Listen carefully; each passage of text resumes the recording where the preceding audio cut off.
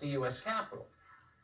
It wasn't insurrection. It was a political protest that got completely out of control, as we said before, because the president recklessly encouraged it. And that's wrong. But it was not an insurrection. Don't take his word for it. Don't take mine. It was an insurrection. Take Merriam-Webster's word for it. Insurrection, an act or instance of revolting against civil authority or an established government. And what is a revolt? A renouncing of allegiance as to a government or party, especially a determined armed uprising, according also to Merriam-Webster. But since this guy pretends not to understand big words in a truthful context, let's use pictures.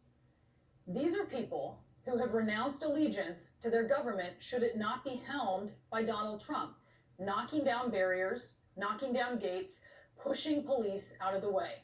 Police would be the civil authority as described in the definition of insurrection. They broke windows and doors. They vandalized offices. The perpetrators forced members of Congress to take cover in fear of their lives. Those lawmakers are the, quote, civil authority, and the established government, as the dictionary states, that they are revolting against. The terrorists looted, and they bragged about it afterward. They climbed the walls of Congress, the established government that they were staging an armed uprising against. They threatened lawmakers, including a written message for the Speaker of the House left on her desk.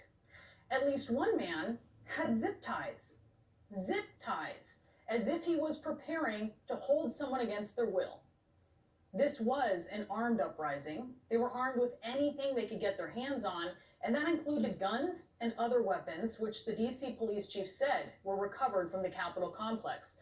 The U.S. Attorney's Office said Molotov cocktails and the ingredients for making homemade napalm were also found.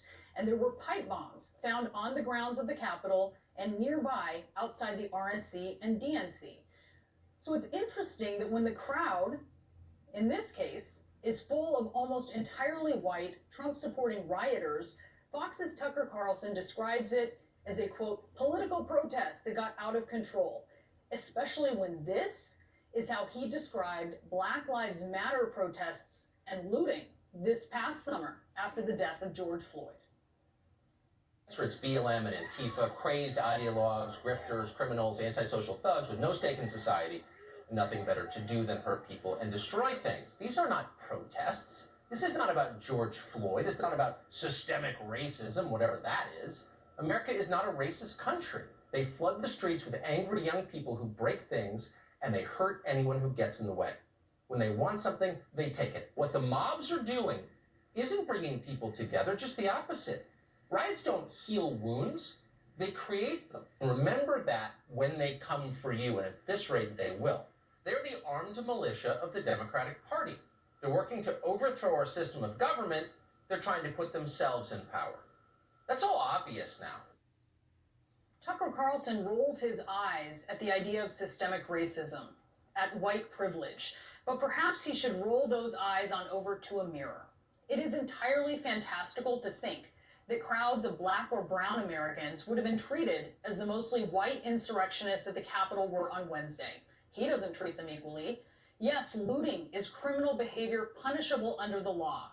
But what we saw on Tuesday is so much more than that. And saying otherwise is false equivalence. To liken the siege on the Capitol to the violence and property damage during the summer of Black Lives Matter is to ignore that this is the United States Capitol, the seat of government, at a moment in time when the vice president is presiding over a joint session of Congress, both the House and the Senate present, as they were in the process of making Joe Biden's victory in the presidential election, a fair election, official.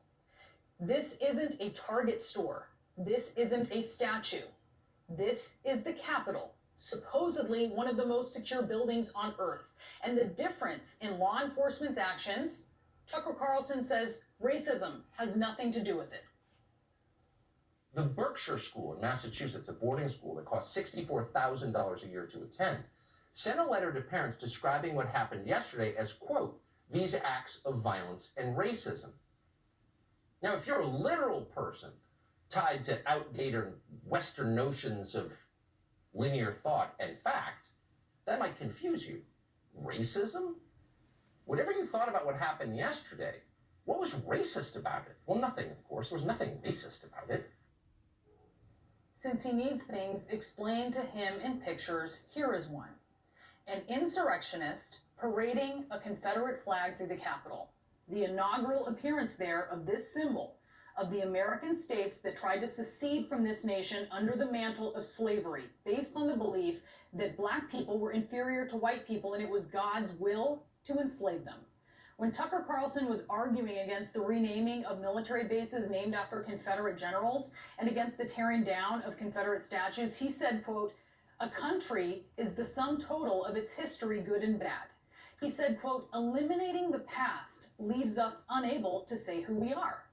Well, he's trying to eliminate the present, and he is spoon-feeding it to millions of hungry viewers who tune into his show.